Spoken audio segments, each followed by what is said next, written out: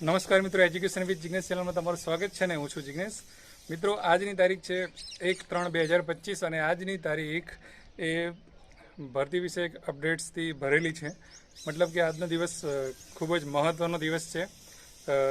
જે કંઈ પણ વિદ્યા સહાયકની ભરતી હોય, શિક્ષણ સહાયકની ભરતી હોય, જૂના શિક્ષકની ભરતી હોય કે કોન્ટ્રાક્ટ ભરતી હોય, બધા જ માટે આજનો દિવસ મહત્ત્વનો છે. કેમ મહત્ત્વનો છે એક પછી એક અપડેટ આપણે જોઈએ. તો સૌથી મોટી અને મહત્ત્વની અપડેટ છે આજની, જે ગઈકાલે શિક્ષણ નિયામકની કચેરી દ્વારા તમામ જિલ્લા શિક્ષણાધિકારી અને શાસનાધિકારીને જે પત્ર થયો હતો કે ધોરણ 1થી 8 2024ની જે ભરતી જે છે ગુજરાતી માધ્યમ અને અન્ય માધ્યમ, આ ભરતી રિલેટેડ જે જગ્યાઓ જે છે હાલની તારીખે એટલે કે 1/3/2025ના રોજ કામ કરતા શિક્ષકોની સંખ્યાને ધ્યાનમાં રાખીને જગ્યાઓ જે છે એ મોકલવાની છે. અને આજે પહેલી તારીખ છે અને આજે 3:30 વાગે આ અંગેની એક વિડીયો કોન્ફરન્સ યોજાવાની છે. આ વિડીયો કોન્ફરન્સમાં પ્રાથમિક શિક્ષણ નિયામક, સંયુક્ત શિક્ષણ નિયામક અને તમામ જિલ્લા શિક્ષણાધિકારી, શાસનાધિકારી બધા જ જોડાવાના છે. અને ભરતીની જે જગ્યાઓ આવવાની છે એટલે કે હાલ કુલ 1/3/2025ની સ્થિતિએ કેટલું મહેકમ ખાલી છે એ અંગેની ચર્ચા થશે. અને આ વિડીયો કોન્ફરન્સ પત્યા બાદ એટલે કે 4 તારીખ સુધીમાં 4/3 સુધીમાં તમામ જિલ્લામાંથી PDF સ્વરૂપે માહિતી નિયામક કચેરીને મોકલવાની છે કે ભાઈ કેટલું મહેકમ છે તમારા જિલ્લામાં, કેટલી જગ્યાઓ કયા વિષયમાં, કયા વિભાગમાં અને કઈ કેટેગરીમાં બધું કેટલું ખાલી છે મોકલવાની છે. તો આના પરથી એક બાબત સ્પષ્ટ થઈ જાય છે કે ટૂંક જ સમયમાં રોસ્ટર રજિસ્ટર થઈને એટલે કે આપણા પોર્ટલ વિદ્યા સહાયક પોર્ટલ જે રહ્યું એના ઉપર વિભાગવાર એટલે કે 1થી 5 અને 6થી 8માં જે જગ્યાઓ છે એટલે 1થી 5માં તો બીજા કોઈ વિષય વાઇઝ હોતું નથી, એટલે 1થી 5માં કેટેગરી વાઇઝ કેટલી જગ્યાઓ છે એ મુકાશે અને 6થી 8માં જે ગણિત વિજ્ઞાન, ભાષા અને સામાજિક વિજ્ઞાનમાં કેટલી જગ્યાઓ આવશે એ સ્પષ્ટ થઈ જશે. અને એમાં પણ કઈ કેટેગરીમાં કેટલી જગ્યાઓ આવશે, કેટલા ટકા જગ્યાઓ પર જે શારીરિક અશક્તતા ધરાવતા ઉમેદવારો રાખવાના છે, કેટલી જગ્યાઓ એમને આપવાની છે એ પણ બધું નક્કી થઈ જશે. તો એ આજની વિડીયો કોન્ફરન્સ છે. તો એ આજનો દિવસ એના માટે આપણે કહી શકીએ છીએ કે મહત્ત્વનો છે. બીજી વસ્તુ જોઈ લઈએ કે જૂના શિક્ષકની વાત કરી કે ઘણા સમયથી આ ભરતી ચાલી આવી છે અને આપણે ક્રમિક ભરતીમાં આચાર્યની ભરતી બાદ જૂના શિક્ષકનો જો નંબર હતો, તો આજે જૂના શિક્ષકોને શાળા ફાળવણી થવાની છે. તો એ પણ આપણે વાત કરી લઈએ કે જૂના શિક્ષકોની શાળા ફાળવણી આજે થઈ જશે અને 9 તારીખે એમને નિમણૂક હુકમો મળી જવાના છે.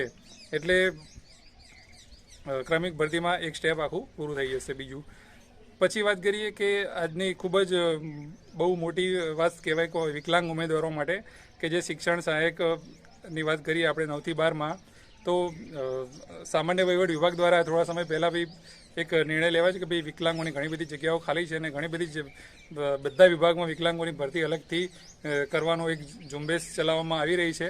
તો એના ભાગરૂપ 9થી 12માં 1500 જેવા શિક્ષણ સહાયકની ભરતી કરવાની છે ને તમામ વિકલાંગ ઉમેદવારો જ. અને આ માટે વિકલાંગ ઉમેદવારો 1/4/2025થી 15/4/2025 સુધી અરજી કરી શકશે. હવે આની જે જાહેરાત રહી એ પણ આજના ન્યૂઝપેપરમાં આવી ગઈ છે. તો વિકલાંગ ઉમેદવારો જે રહ્યું એમના માટે બહુ જ મોટી ભરતી છે. તો આઈ થિંક તમામ વિકલાંગ ઉમેદવારો લાગી જાય એવી શક્યતા છે. અને આ જે ભરતી જે રહી શિક્ષણ સહાયકની અગાઉ જે ભરતી આપણી જે ચાલુ છે એની અંદર પણ એમની જે જગ્યાઓ આવશે તો એમાં પણ એ લોકો લઈ શકે છે. તો એમના માટે ખૂબ જ મોટો ફાયદો છે. ત્યારબાદ વાત કરીએ 1/3/2025ના દિવસની. તો આજે ખેલ સહાયકો જે હતા એ લોકો અગાઉ રજૂઆત કરવા માટે ગયા હતા કે ભાઈ એમને છૂટા કર્યા તો કે અમે લોકો શું કરીએ. તો એ ખેલ સહાયકોની જે વાત રહી એ ખેલ સહાયકોની આજે જાહેરાત 1-2 દિવસ પહેલાં આવી હતી. તો હવે આજથી એ લોકોના પણ ઓનલાઈન ફોર્મ ભરવાના સ્ટાર્ટ થવાના છે. બરાબર છે. તો આ જેવો માર્ચ મહિનો શરૂ થયો છે અને તમામ બધી પ્રકારની અપડેટ્સ આવી છે તમામ બાબતમાં, એટલે કે ભરતી હાલ જે છે પાટા ઉપર ચડી ગઈ છે. બીજા એક પરિપત્રની પણ વાત કરવી છે, એ થોડો આપણને નહીં ગમે એમ એ છે કે ભાઈ ગ્રામ પંચાયતોની ચૂંટણીના પડઘમ વાગી રહ્યા છે. તો ગ્રામ પંચાયતની ચૂંટણી અંગેનો પણ એક પરિપત્ર ફરતો થયો છે. તો એમાં લાગે છે કે ભાઈ ગ્રામ પંચાયતની ચૂંટણી કદાચ આવી શકે છે નજીકમાં અને એની જે અસર જે રહી આચારસંહિતાની એ ભરતી ઉપર ના પડે એવી આપણે અસર રાખીએ. અને આ વખતે મિત્રો બધાએ આપણે રેડી રહેવું પડશે કે આચારસંહિતાના નામે ભરતી પર રોક ન લાગે. તો ગ્રામ પંચાયતોની જેવી ચૂંટણી આવે કદાચ એવું આપણને એવું બહાનું બતાવવામાં આવે કે ભાઈ આચારસંહિતા છે એનું કામ હાલ નહીં થાય, તો ત્યારે પણ આપણે બધા એક થઈને એમને રજૂઆત કરવી પડશે. કેમ કે આપણી જે 1 થી 12ની જે ભરતીની જે જાહેરાત રહી એ નવી કોઈ જાહેરાત નથી, બરાબર. અને એની પ્રક્રિયા જે છે એ ચાલુ જ રહેવી જોઈએ અને કોઈ અસર થવી ના જોઈએ, કદાચ બહાર પડે છે તો. હવે બીજી વાત આપણે કરીએ કે જે વિદ્યા સહાયકમાં જે કેટેગરી વાર જગ્યાઓ આવશે એટલે આપણને એનું સ્પષ્ટ કેટેગરીનું જે મેરિટ જે છે એ કેટલું રહેશે એની આપણને ખ્યાલ આવી જશે. કારણ કે જનરલનું તો આપણે થોડો અંદાજ લગાવી શકીએ છીએ, પણ કેટેગરીમાં આપણે ગણીએ છીએ કે ભાઈ જે પ્રકારની ટકાવારી હોય છે અનામતની એ પ્રમાણે જગ્યાઓ નથી આવતી ઘણીવાર. તો ભાઈ 60% કે એસસીની છે તો ભાઈ 60% પ્રમાણે જગ્યાઓ આવી જોઈએ તો એ નથી આવતી હોતી, અને અમુક જે કેટેગરી છે એની એમ વધી જાય છે તો અમુક ઘટી જાય છે. તો એવું બધું જે અગાઉ જે રોસ્ટર હોય એ પ્રમાણે જગ્યાઓ જેટલી ખાલી હોય એ પ્રમાણે લોકો કહેતા હોય છે કે ભાઈ જે તે સંવર્ગની જેટલી જગ્યાઓ ખાલી હોય એ પ્રમાણે અમે રોસ્ટર બનાવતા હોય છે અને રોસ્ટર પ્રમાણે જગ્યાઓ આવતી હોય છે.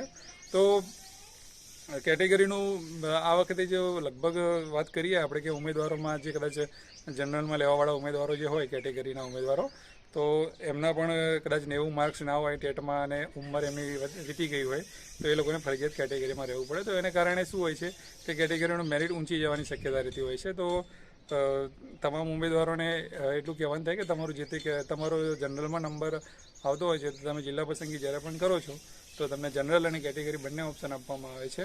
એટલે કે કદાચ દાખલા તરીકે તમે મહેસાણા જિલ્લો પસંદ કર્યો અને મહેસાણા જિલ્લામાં તમને જનરલમાં જગ્યા હોય તો પહેલાં તમને જનરલ જ આપી દેવામાં આવે છે જો તમે જનરલના દાવેદાર હો તો. અને તમે જનરલના દાવેદાર નથી, બરાબર, અને જનરલ ઇનકેસ કદાચ જગ્યા પણ નથી જનરલની, તો પછી કેટેગરીમાં જોઈએ તો કે ભાઈ કેટેગરીમાં છે તો કેટેગરીમાં પછી આપી દેવામાં આવે છે. તો આ પ્રકારે એ વસ્તુ બનતી હોય છે. તો વધારે સ્પષ્ટતા આપણને મળી જશે. તો આગામી સમયમાં પણ ઘણી બધી આપણે ચર્ચા કરીશું આ બાબતે કે જ્યારે આ જગ્યાઓ આવી જાય અને પછી ટૂંક સમયમાં એપ્રિલ પૂરો થતાં પહેલાં ફાઇનલ મેરિટ પણ કદાચ આવી જાય તો ત્યારે વધુ આપણને સ્પષ્ટતા એની મળશે. અને જે લોકોએ પણ વાંધાજી ત્યાં કરેલી હશે એ લોકોનું પણ બધું ક્લિયર થઈ અને ફાઇનલ મેરિટ લિસ્ટમાં આવી જશે. તો આના પછીની જે હું વાત કરું છું કે ભાઈ કોઈ અપડેટ્સ કે અમુક તમારે કોઈ એવું કંઈ જાણવું હોય કે કોઈ પ્રશ્ન હોય તો ઘણા લોકો ગ્રુપમાં ચર્ચા કરતા હોય છે. તો એ ગ્રુપમાં ચર્ચા કરવા માટેનું આપણે એક વોટ્સએપ ગ્રુપ છે જેનું નામ છે એજ્યુકેશન વિથ જિજ્ઞેશ. અને આ મારા જેટલા પણ વિડીયો હોય છે એ બધા જ વિડીયોમાં આ ગ્રુપની જે લિંક રહી એ હું કોમેન્ટમાં પિન કરી દઉં છું. તો તમારે પણ જો આ ગ્રુપમાં જોડાવવું હોય તો તમે ત્યાં જોડાઈ શકો છો અને એને હું અપ્રુવલ આપી દઈશ.